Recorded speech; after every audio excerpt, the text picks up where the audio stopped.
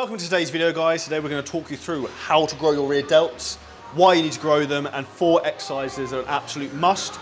You must add into your routine if you're struggling to grow them. Now, why do you need to train your rear delts?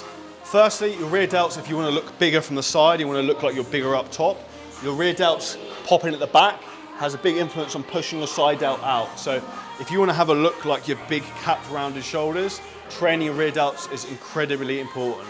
The rear delt helps actually stabilize our shoulder joint and is integral within that. So the stronger and more we can develop the rear delt, the more stability we're going to have in our upper body, and then the better you're going to be in terms of having a stable platform to train from. We're going to take you through 4 exercises now to blow up the rear delts. Exercise number 1 is a rear delt pull down. But Charlie, I thought pull downs work our back. Yes, but it depends how you do it. So what we're going to be looking to do here is we're going to be using a slightly narrower grip, so our hands are just outside the shoulder width. And what we're going to be looking to do is bring the bar down towards our chin level. Now, as always when we're training, we want to think about line of force. So what we're looking to do is drive out and wide and try and target this area here. So instead of coming down, we're coming back here to target the rear delt. And a key teaching point is to think about driving the elbows out wide.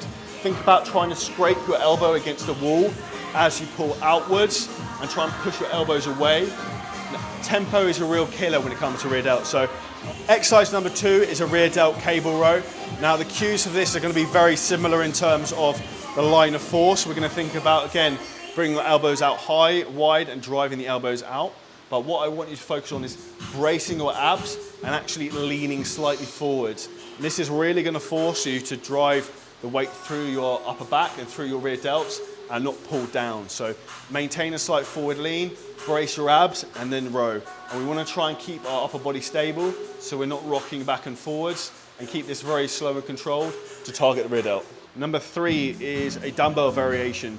So again, we look for a stable environment to keep our ribcage stable, so we're going to use a bench. So we want to have a bench which is going to be leaning into our sternum so our ribcage isn't moving. And in terms of hand position, this is the key when it comes to any rear delt movement in terms of a fly, which this essentially is. We want to think about having our palms of our hands facing down towards us, or even slightly outwards. So I will try and twist slightly outwards and twist my thumb in.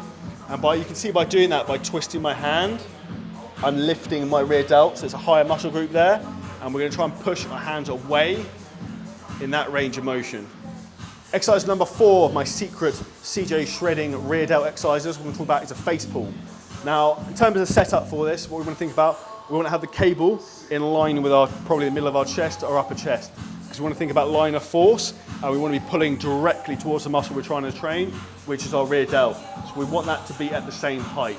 Now, when it comes to hand position, this is the big mistake most people make. They have their hands the wrong way around. So they have their hands so that their palms are facing in. We actually want to have our knuckles facing in. So that's going to force us, if our hands are facing inwards instead of outwards, if they're facing in like this with the rope, it's going to force us to drive the elbows out wide again to then target our rear delt more. And again, we want a very slow, controlled contraction with this. And you're going to need to keep your abs very braced and tight to try and minimize any flexion through the rib cage and the upper back. If this video was helpful, insightful, and knowledgeable, subscribe, drop me a comment below with any questions. And if you want any help with your own journey, we also have a free Facebook group you can join, which is my CJ Shredding Squad Facebook group. The link is below this video. I teach every day on there educational tips in terms of nutrition, training, and everything to help you become the greatest version of yourself. So check out the free Facebook group, and we'll see you in the next video.